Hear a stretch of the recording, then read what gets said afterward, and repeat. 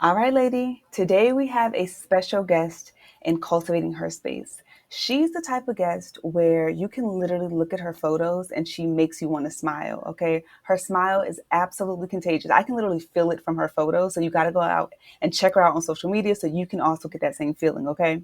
Michelle Blue is the creator and host of The Journey with Blue, a talk show where she leads conscious conversations and coaches women through sharing the spiritual, success, and mindset principles needed to step into their power to take the leap and create the life and business of their dreams. She has so much more to her, and there's so much more that we're going to talk about in the interview, but we're just going to go ahead and jump on in so you can learn more about Michelle Blue. Welcome to the show. Thank you for the intro, Yay! Terry and Dr. Dom. I appreciate it. Yes, you're so welcome. That Of makes me happy that you said, visiting my page makes you want to smile because, you see so much on Instagram that can be like draining and just make you kind of shift that energy. So the fact that you said like my page brings some type of light and joy like that, yes, I'm like, okay, I'm doing something somewhat right here. Yes, you are, girl. yes, you definitely are.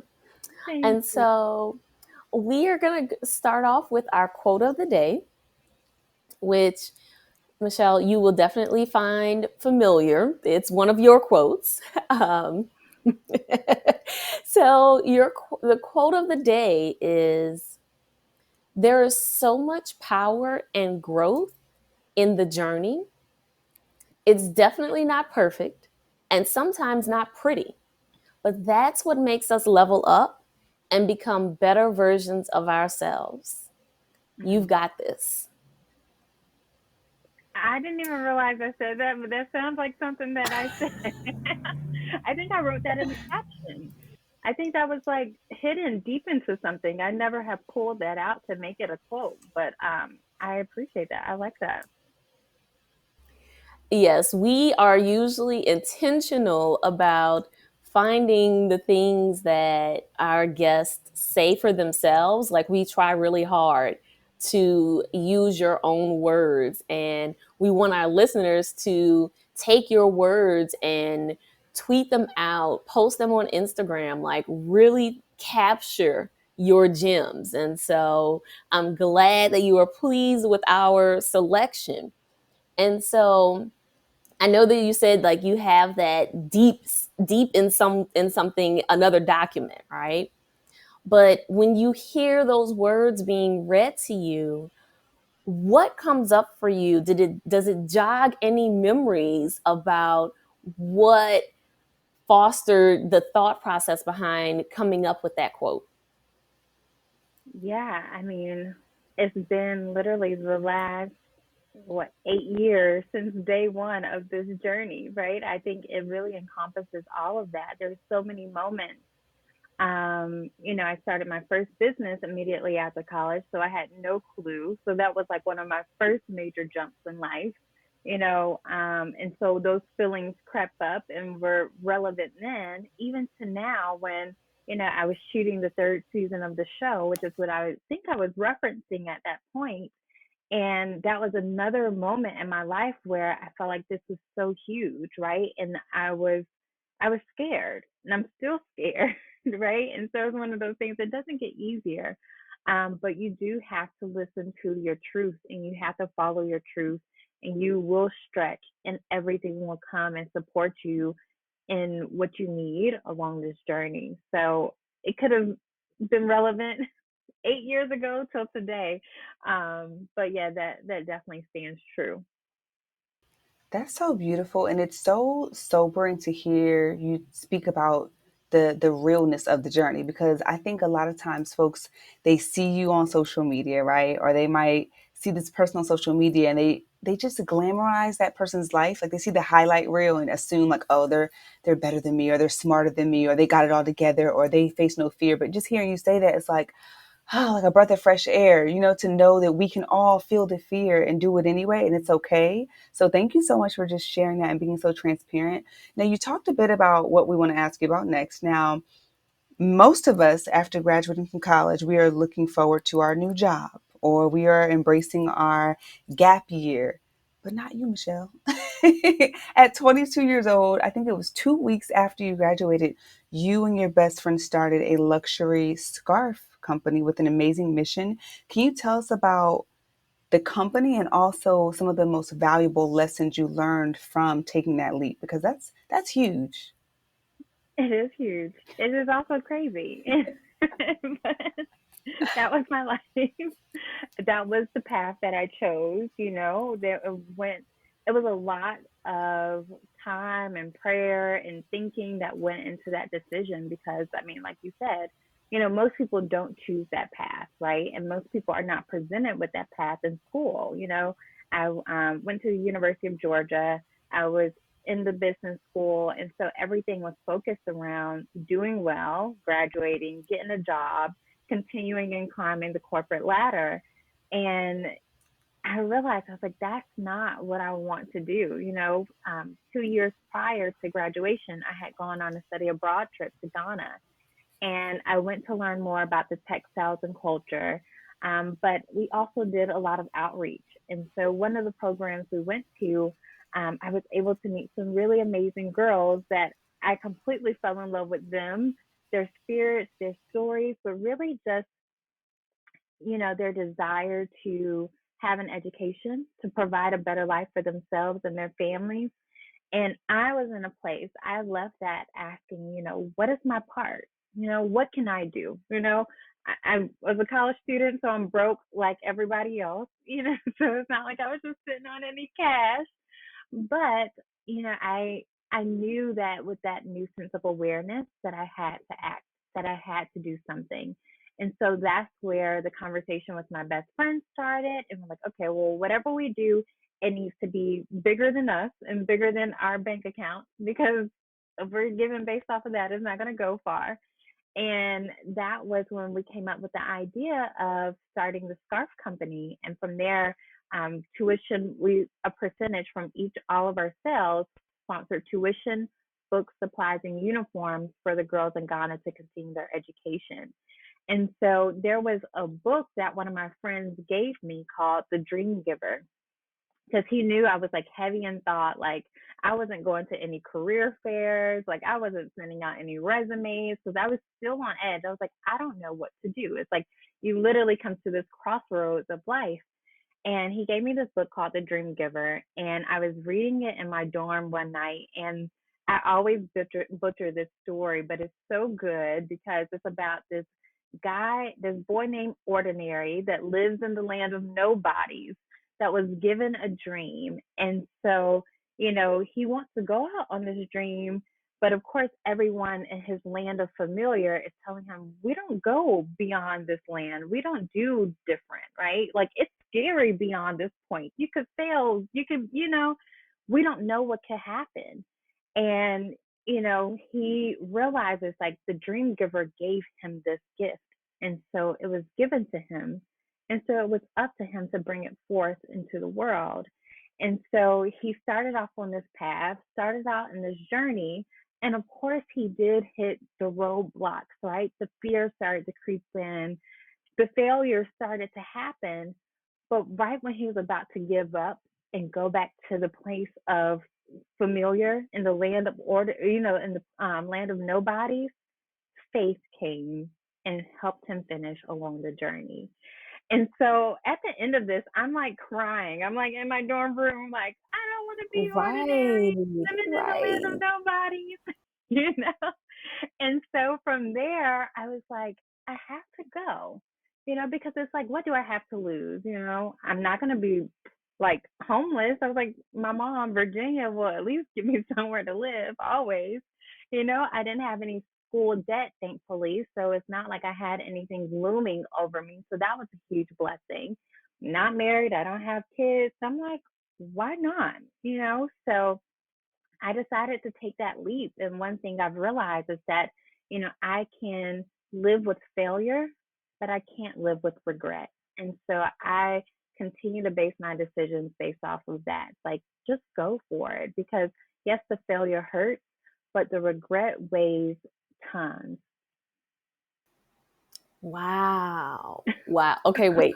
So we all just have to take a moment and just like pause and just soak all of that in. That was beautiful. I mean, so you'll have to share with us the name and the author of that book again so that we can share it with the audience, because that book sounds like it was just, it sounds, that story just sounds so powerful and such a game changer for your trajectory. And I could imagine that there are so many other college students out there or people in their career who are looking to make a change where this book could be incredibly helpful for them. So we have that part, right? But then we have your journey. And so, you mentioned that you didn't have any debt, you didn't have any kids or a partner, or any of those things that would normally influence our decision making, right? Hmm. Because I want to acknowledge that there's a lot of us that those are the things that lead us into taking jobs that we wouldn't necessarily want to take, right? And so there's also this weight, though, of what society says we're supposed to do, right? And, you know, I went to graduate school at the University of Georgia. So I know, I'm familiar with that business school and what they like, the students that they produce and the expectations and the connections that they have to corporate America. And so, what was that like for you to say, yeah, I went to school here, but I'm taking a completely different route than what everyone was grooming me to do? Yeah, I mean, it's never that easy kind of going and creating your own path, right? And so um, it does take a level of strength, it does take a level of faith. Um, but I always say to thine self be true, right? And so like I said before, it doesn't really get easier because especially after I graduated, I was really like slumming it. I didn't have any money, right? Meanwhile, my friends now they are in corporate jobs and they just hit the jackpot, So now they can buy the cars and the houses and do the trips and do so many different things. And so, of course that weighs on you, right? I'm not we're all human, and so it can definitely sometimes get you caught up in comparison and also caught up in questioning what's this right. But like I said, to thine self be true, I have to bring out what was given to me. Like I can't run anyone else's race. And so when you know that, when you can stand firm in that, you are going to get criticism, right? You are going to get sometimes question all of this, but you have to be so deeply rooted in your why. You have to have such a clear vision of where you're going and know that, yes, these sacrifices are happening, but they're temporary, So it's a whole internal like battle that you're going through. Um, and so, yeah, everyone's going to have their own opinions, friends, family, your classmates, but that's their opinion. You operate off of what you believe and what you know is to be your truth. Thank you for that, Michelle. I'm thinking about that story. I'm a visual person, so I'm visualizing that story about ordinary and did you say the land of nobodies? Is that right? Nobody's, The land of yeah. nobody. So when I want to go back to that first question around the lessons that you learn when starting a business, because I have so many questions about that. Like logistically speaking, especially like how does that even work? What was like your first step when you and your best friend made that decision? The first steps, I was like Google was my best friend. Right? But there were so many things. Of course, I was a recent graduate when I started my business, so I made sure to still lean on my university, and I was still calling people and still asking questions because I paid you, and so we have paid these universities, and I am a forever an alumnus, Yes. so I forever should call, is what I believe. So, I did use my university. I did seek mentors. I read a lot. I tried to like there was so much I didn't actually know anything. There were days that I would sit in my mom's kitchen, like knowing that I had a ton of stuff to do, but not knowing what that stuff was and not knowing where to start, right?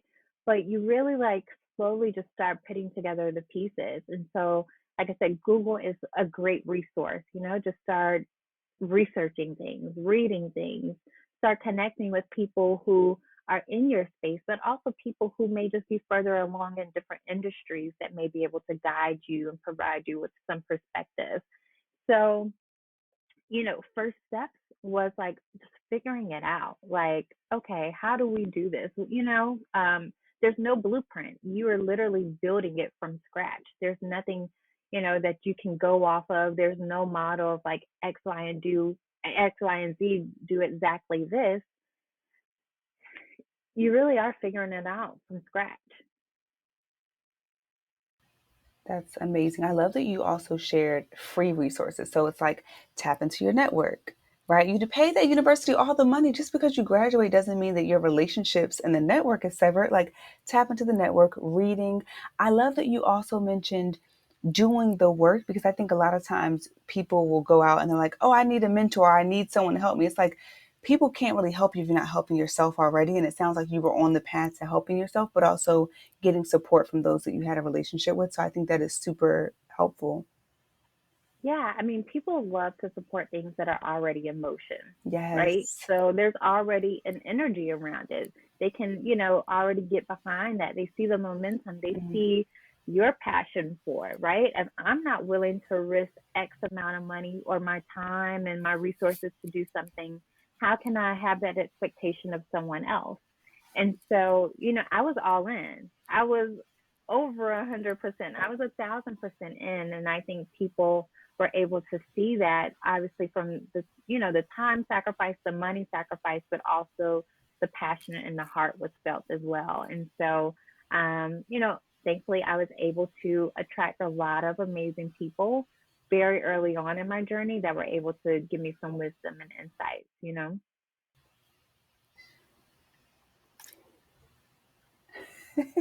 I'm trying to pick up on the cues. Y'all, video recording is so fun because we can see the body language. I wanted Yes. to ask you about the journey with blue, and I love the blue shirt that you have on. I love that we all have our braids, our Yes. summertime braids going on. Yes. So tell us Yes. about the journey with blue and what encouraged you to create that platform, like your TV show, where you have like a studio and everything. I'm like, yes, we need to get some tips. Right? I love it. That was my house in Really? Brooklyn. Get Whoa. out. It looks No, great. Beautiful. Yes. Oh my gosh. thank you. So I'll get to that. It's a long story.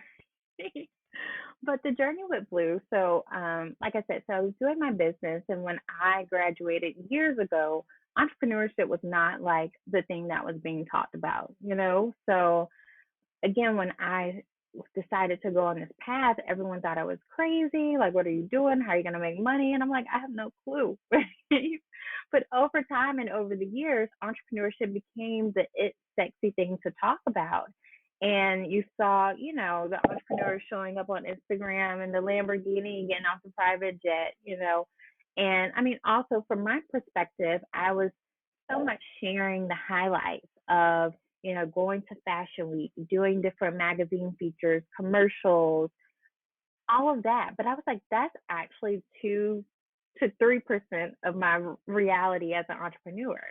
Like what no one actually saw was that I was living at home trying to make things work, right? Or that I was taking random, like when I say random, like part-time jobs, like at Sam's Club, slinging focaccia bread to people, like no one saw those sacrifices. No one saw that I was getting more no's than yeses in the days when I really didn't know what to do, but I still chose to stay in it. And so I was like, am I the only one going through this? Because I'm on Instagram and I see everyone living the life. And I'm like, this can't be the case. I can't be the only one going through this journey. And so it really started as like selfish ambition of like trying to see what other people were doing. but sharing their transparent stories. It's like, let's be real about this. So it was all around the lessons, sacrifices, failures, and joys along the way. And, over time, the show has really evolved as I have evolved, and I guess I didn't get to this as I transitioned from my first business, as I moved to New York, as life is your greatest teacher, right? As life came at me full force, I realized that, if I'm just teaching around the journey along success and hustling and creating these dreams, then I'm also cheating people of the bigger narrative, of the bigger story here. Is that, it really is about how do you create the life and business? How do we look at this from a holistic approach? How do we look at this from the inside out, right? Because the accolades and the rewards and the money and everything comes from an inner work that has to be done, right? So true transformation is how we get the glow and the glow up and the come up and everything else. And so that was, that's why I'm so excited about the third season of the show, is because it is all of that. It is true transformation. And so, we have some really dynamic guests on the show. Danielle Leslie, who is the founder of Course from Scratch, who shares her story of, again, making millions from the inside out. She grew her business from $0 to $100,000, from $100,000 to 10 million. Now she's exceeded over $16 million. Like, I was like, Danielle, you got to come to my house and come talk to me, right? So, like, I guess, like Danielle, Brandis Daniel, founder of Harlem's Fashion Row, who recently did a shoe deal with Nike and LeBron James, and they designed the first shoe designed by all women ever. And this was three dope Black female designers that were able to have this opportunity. Renee Blewett, who is the creator of She Did That film, which is now on Netflix. And so, amazing stories. And it's so, when I say, you're going to be like, oh my God, you're going to be so rocked. It's so emotional. And it's real, like, it helps me every day on my journey still. All of those conversations.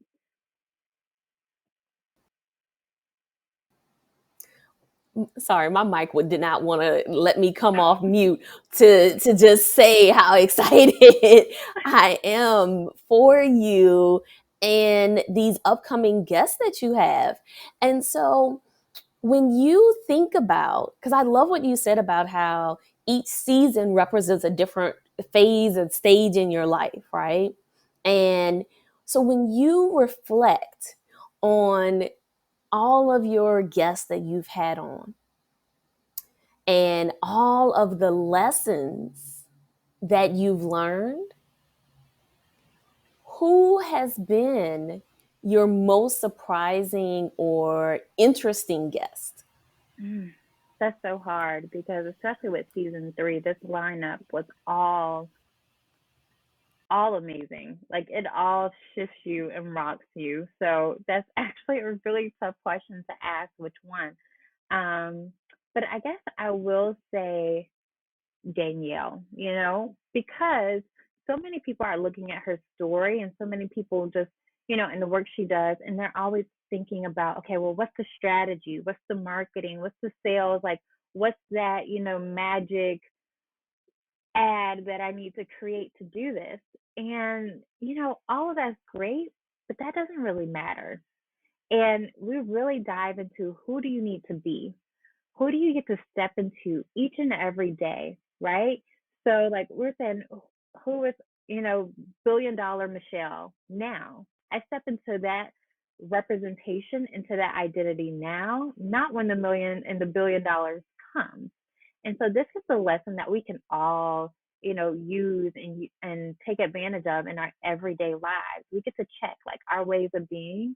Am I showing up as that girl? Am I showing up as that dope, business owner? Am I showing up as the woman, the wife, the parent, the mom that I want to be? And so that's something that, across the board, in your life, in your business, you can use and apply that. I love that. And that reminds me of the manifestation conversations that we've had lately, Michelle, just around stepping into what's coming. Like you kind of get ahead of where you are now and Mhm. step into that energy. Love that and cannot wait for season 3 to come out so we can tune in. And we'd love to know, who is your dream guest? Like if you could literally have anyone, dead or alive, on your show, who would that person be? Mm, dream guest. Let's see. Y'all really are coming. Let's see. I do have a roster that I already have claimed for season 4. So when we talk about manifestation, Yes. it's already done. It's just waiting for the time to catch up to it, right? So I strongly believe in that. Um, I do have visions, of interviewing Michelle Obama. I think is also a really powerful conversation around becoming. Yes. So there's so many conversations, so many inspiring women and just leaders, thought leaders that I would love to sit down with. Of course, through this work, everyone is always comparing and like me to Oprah. I'm like, you know what? Keep speaking that into the atmosphere, right? And so, Absolutely. We're claiming that for Okay. you. Yes. okay, I say and I'm in. So, so yeah, so there's a number of women that I would love to, be able to sit down with. Elaine Walkeroth is also someone that who's close, and I'm like, all right, Elaine, when you come into the house, you need to come to my Yes. house and let's talk about this.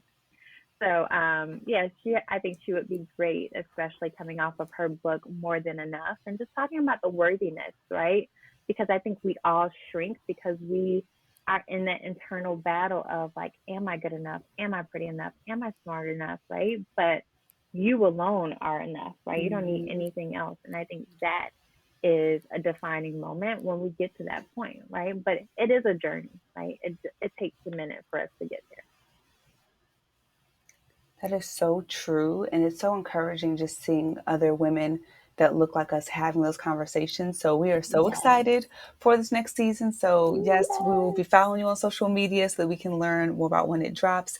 But at this time, Michelle, we want to shift up the energy of this interview. And because we recognize, appreciate, and celebrate the multifaceted woman, and we believe that it's okay to be classy and ratchet, and you can still be elegant and dance to strip club music if you so choose, we want to invite you to the OU Clatchet segment. So, do you take on the challenge? Oh, I don't think I have a choice. You do. You Believe it or do. not, we are big on boundaries. We've had some guests set a boundary and say, Yes. no, thank you. And we're like, okay, sis, we still Okay, love I'm you. down But for you it. down. Okay, here I'm we go. ready. So now All that, right, we're thank you, ready. girl. Now that you've agreed, we're going to tell you what to expect. Now that we got you in. Okay. So we're going What to did I ask sign you, up for? right? Like, what did I just do? We're going to ask you Right. 3 questions. We're going to share 3 sentence completions, and then we're going to close out by having you choose one of 3 photos from your social media or from online, and you'll provide more context that most people may not know about this particular photo. So we're going to get the juice from you. All right? Yes. Okay. Are you ready? I All think I'm right. ready. Let's do it. All right. I'm going to pass it over to Dom. All right. So our first question, we'll ease you into this, okay? So, first question. What's the best piece of wisdom or advice you've ever received?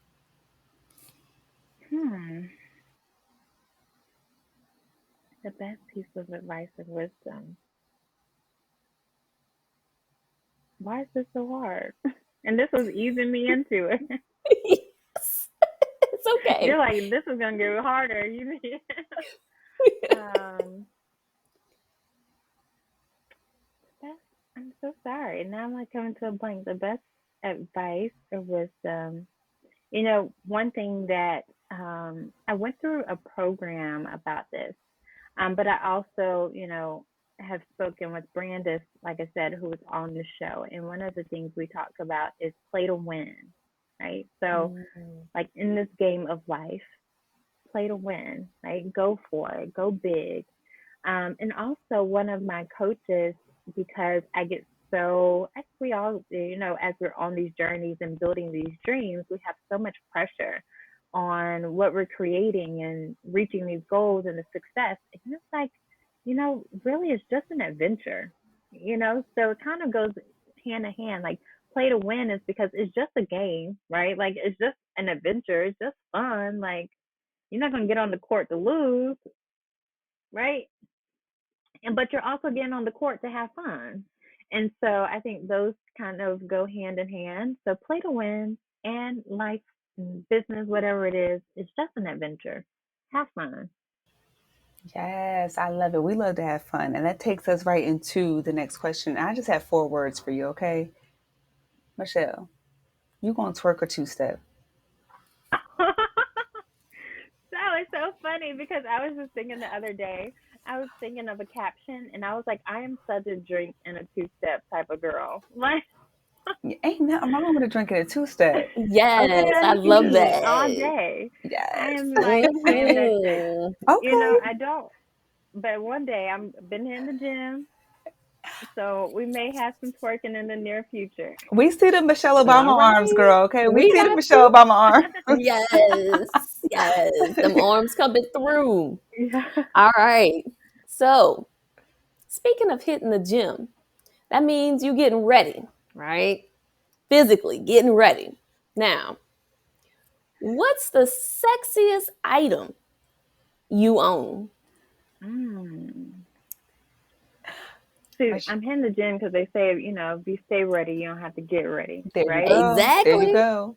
So I'm ready to pop out whenever. If you come to Yes. California, I'm ready. Just let me know.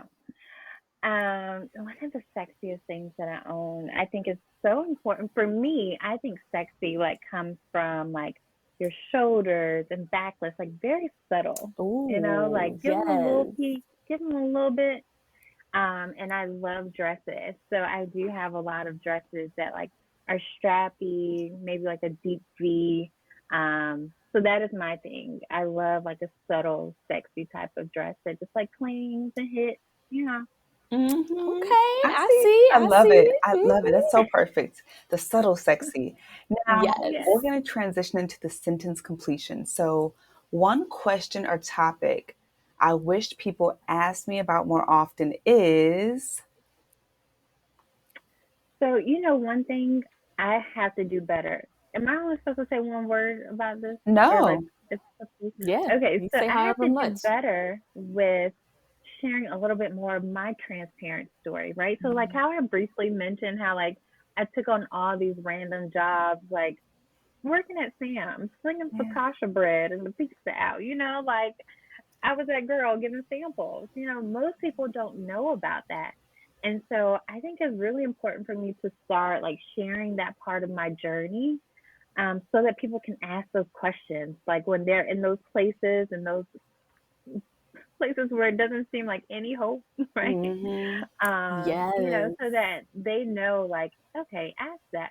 Come to Blue for some advice on this part of the journey that it's going to be okay. You keep on. And so that's something that I think I have to put out there more so that I can receive more questions about it. Noted. We're going to come back to that. Okay. All right. Next statement. The most embarrassing thing I've ever done to get a crush's attention is. Mm. Now, this actually it may have come easy. So when Ooh. I was, was I in high school? I was maybe like ninth grade, and he may have been in 12th grade. So ridiculous.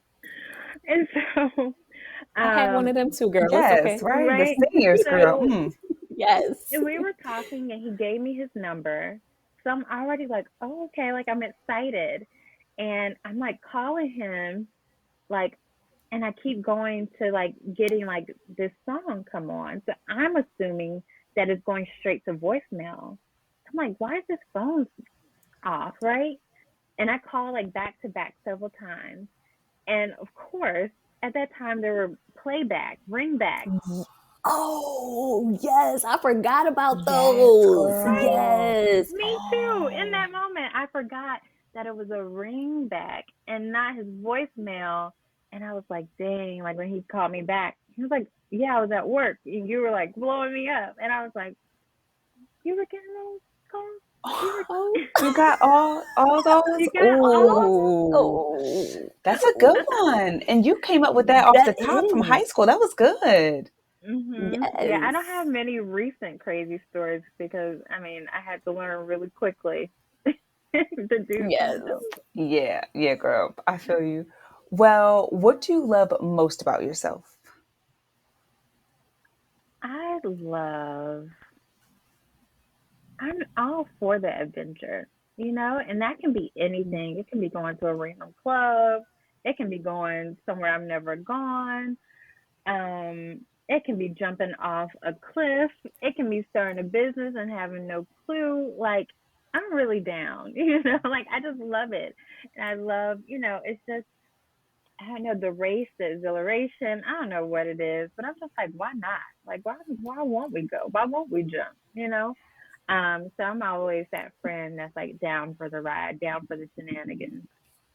That sounds like fun. We Okay. love that. That sounds like fun. Yes, yes, you are definitely more of a risk taker than we are. But so I do, before we go to our last piece, I do want to circle back to, so what is the piece about your journey that you want to share more about? Because you talked about working at Sam's Club and slinging the focaccia bread. So what what is the piece about your journey that you wish more people knew about? Yeah, and there's a story pretty early on. So when I was working at Siemens, that was um, close to after graduating as well, which is also something that you have to humble yourself because again, I just graduated from the University of Georgia with a business school, and I'm in Sam's Club, right? And there are people that are seeing me that also know me, and so they're Wow. like, "What happened to Michelle? Like she fell off." I thought she was trying to build her business type of situation. But early Yeah. on, we got to a point where we had to do a heavy investment into the business because we were transitioning from just like buying fabric to actually custom designing our own fabric. And so I didn't have the money to do this on my own. And I was like, I really didn't want to, but had no, I didn't even seek this. I happened to run into one of my mentors at Starbucks. She was meeting with a job recruiter, and I met the job recruiter there. Maybe a couple of days later, I don't even think I did a real formal interview. She just hit me up and was like, "Hey, like, you stood out when we met. There's a job that I think you may be interested in." So this is during the time when I need a big amount of money, and she comes to me with a job opportunity that I didn't apply for, right? Or nor was I really checking for. And so one morning I was playing tennis with one of my mentors, and I was just like, JP, like, I really don't want to do this. Like, I'm an entrepreneur. Like, this goes against what I'm like, what I'm about, what I stand for. And he was like, Shirley, he was like, take the job. He was like, you know, Benet is your baby. And he was like, as a mother, you have to do the sacrifice and make the sacrifices. You have to feed your child and you do whatever it takes. And so that was one of those moments that it was hard. I didn't want to do it, and I did it for a couple of months, but it gave me the money to stay in the game with what I ultimately wanted to create. And so, most people don't know that. And it was a hard decision, but it was so worth it. It was so worth it. Thank you for sharing that too, because I know when you first shared that in the interview about, some of the odd jobs that you had, it made me think about the odd jobs that I had in my journey. And it made me just grateful to be able to hear that, someone who is successful, you may have to take a pivot or take a little detour and do some of the, the jobs that you may not want to do long term just to kind of get to where you need to go in the journey. And so I really do appreciate you being open and sharing that with us and our listeners. And we do want to move on and show you a couple photos, but we want you to choose a number from 1 to 3. So we have 3 photos. They're queued up for you. So choose a number one to Okay. three, and we're just going to pop one on screen for you later. If you're listening to the video or if you're tuning in on Patreon, you can see us and you can see Michelle's photo. So, all right, Michelle, the ball's Okay. in your I didn't court. realize y'all were going to have the pictures already. 2. Two, okay. This is a good one. I think they're all good, but here is the photo. Oh, okay. So that one's pretty simple. I don't know. I, you probably should have something a little bit riskier, funner. I This tried to is find a, some risque, Michelle. We didn't see any. You do a good job on your social media. well, my new social media girl, she just went through and archived a lot of my stuff and was like, no, no, no, no, no. I was like, okay. Ah, so we missed it. Um, Okay. Oh, we missed out. Oh. y'all Dang. missed the good content. Dang. This is from season 2 of The Journey with Blue. And, this was interesting because at this time I was still living in New York. I was already living in New York. And I shot the first season in Atlanta right before I moved to New York. And then there was a pretty significant gap between season 1, season 2, because I was trying to figure it all out. I was trying to find places in New York to shoot, trying to, connect with new people and guests in New York. And then I actually did shoot in New York and I didn't have any money. So I hired this girl who was a student. That was a bad idea. And so I looked at the footage and it was terrible. And I was like, I cannot put this out into the world. Right.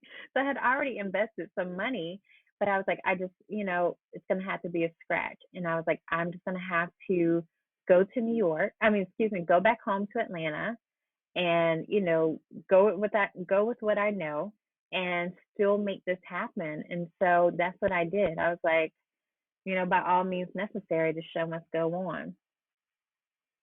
What a So this story. is a Wow. picture from season 2 of the show. Sheesh, that That's sounds a stressful. yes. Yes, that Yes. is a lot happening, but I think, it matches with who you are, right? In the sense that you say that life is an adventure. Mm. And to me that sounds like, if I step back and think about, well, let me take a positive perspective on this, that this is part of your adventure, right? And even if Yeah. it wasn't what you wanted in the moment, it's part of your adventure. Right. And I also briefly touched on this on the interview, so I do want to share this.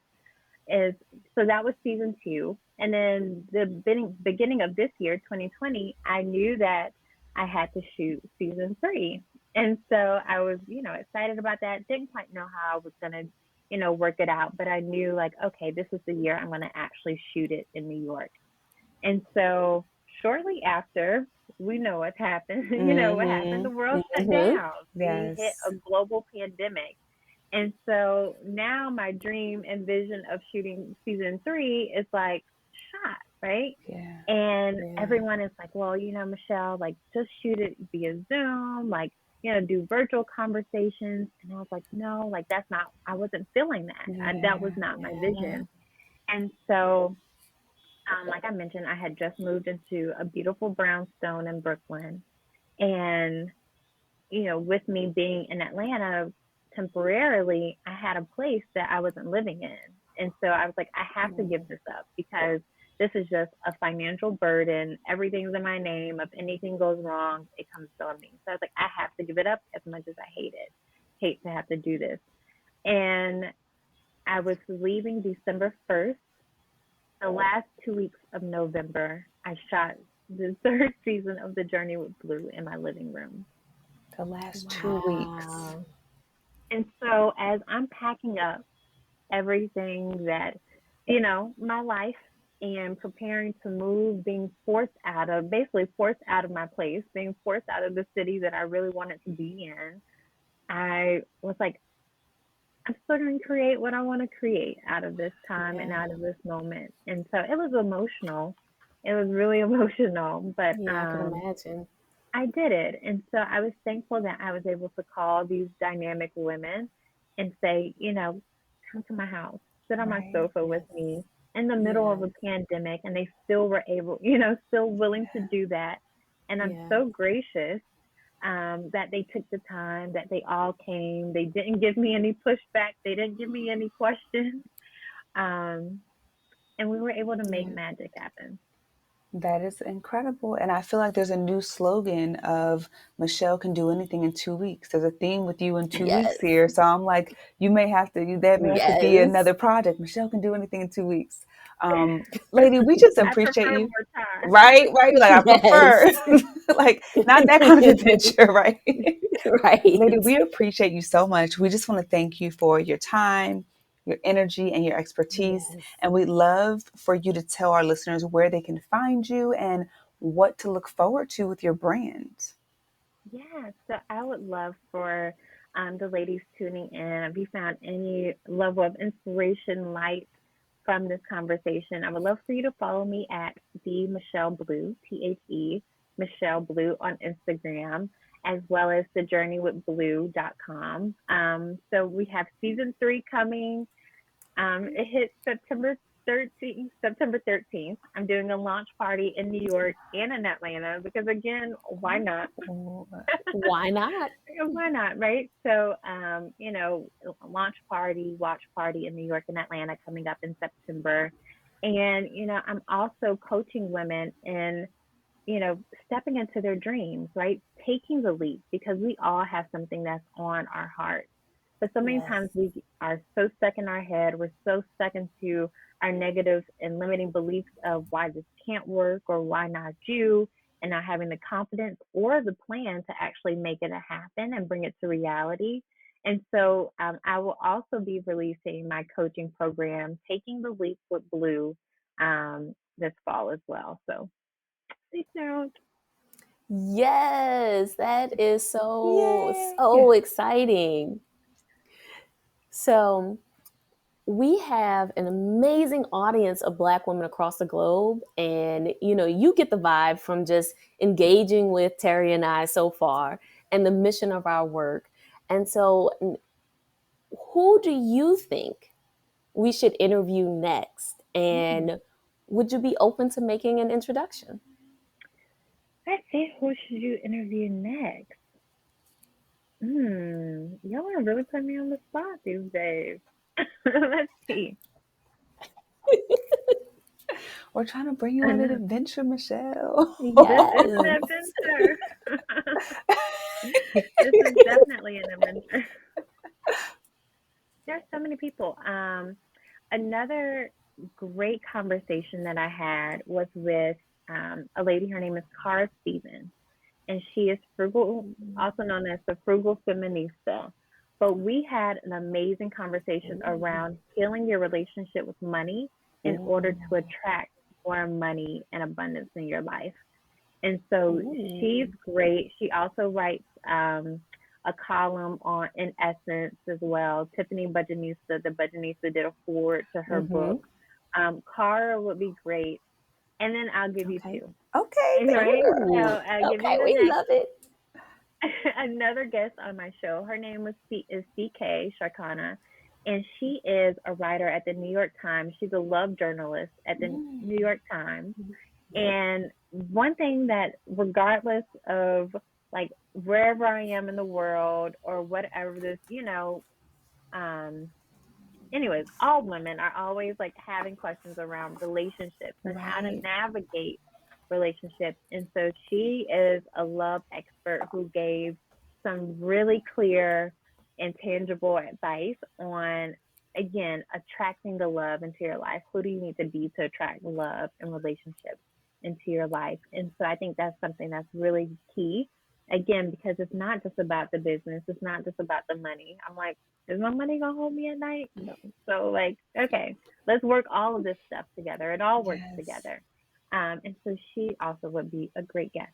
So there's two amazing, dope women that I think would be perfect for the show. Awesome. Thank you so much, Michelle. We think that our listeners would definitely benefit from that. Lady, make sure you go check out Michelle, show her some love on social media, go like her pictures, enroll in her coaching program, all that good stuff. And we will see you next time. Thank you so much, Michelle. Thank you, Terri. Thank you, Dr. Dom. I appreciate it, ladies.